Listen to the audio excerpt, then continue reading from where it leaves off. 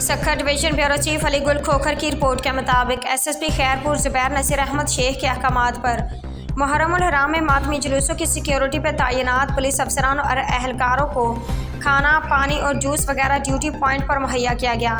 SSP زبیر نصیر احمد شیخ کے احکامات پر accountant Riyaz Ahmad بلو کی نگرانی میں اکاؤنٹ برانچ کے اسٹاف نے سیکیورٹی پر تعینات تمام پولیس افسران اور اہلکاروں کو ڈیوٹی پوائنٹ پر کھانا، جوس اور پانی پہنچایا۔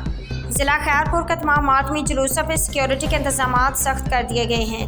پولیس افسران اور اہلکاروں کو کھانا، پانی اور جوس وغیرہ ڈیوٹی پوائنٹ پر پہنچایا گیا۔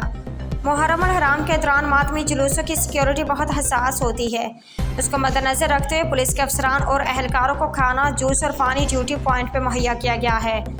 SSP کا محرم الحرام میں سیکیورٹی کی صورتحال کو مزید بہتر بنانے کے لیے ہر ممکن کوشش اور تمام تر وسائل بروئے کار لانے کا عزم۔